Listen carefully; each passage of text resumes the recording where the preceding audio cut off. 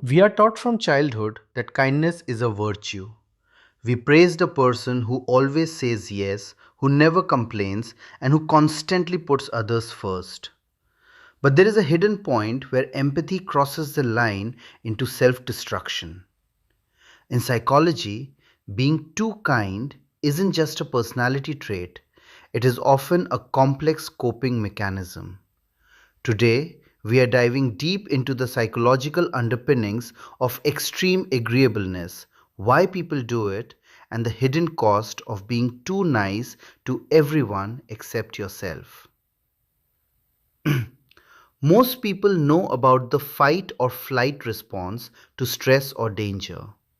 But psychologists also study a fourth survival mechanism known as the fawn response. Fawning is the act of immediately pleasing, appeasing, and catering to others to avoid conflict, criticism, or abandonment. For many overly kind individuals, this behavior originates in childhood. If a child grows up around unpredictable parents, volatile environments, or high expectations, they learn a survival rule. If I am perfectly good, helpful, and invisible, I will stay safe and loved. As adults, this manifests as an intense fear of negative evaluation. The psychology here is driven by anxiety. The too kind person views a boundary or a disagreement not as a healthy interaction but as a dangerous threat to their security.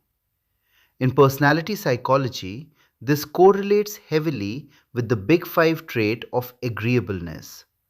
Highly agreeable people are naturally cooperative, trusting, and empathetic. However, when dialed up to an extreme, it morphs into chronic people pleasing. Psychological studies show that people who score excessively high in compliance often suffer from an externalized sense of self worth.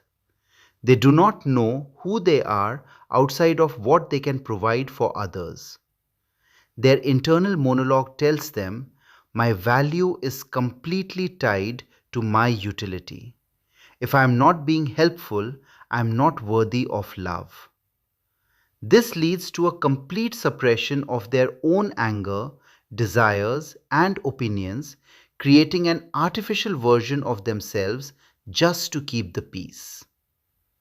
But here is the psychological truth that no one wants to admit. Chronic overkindness eventually breeds hidden toxicity. When you constantly suppress your own needs to please others, those needs don't just disappear. They ferment into deep, unexpressed resentment.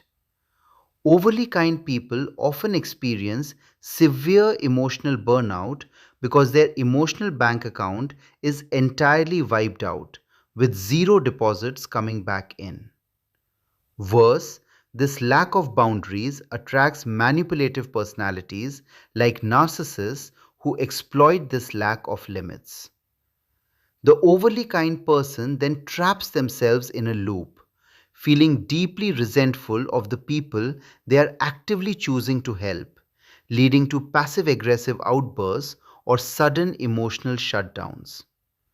Breaking this cycle does not mean you stop being a good person. It means transitioning from passivity to healthy assertion.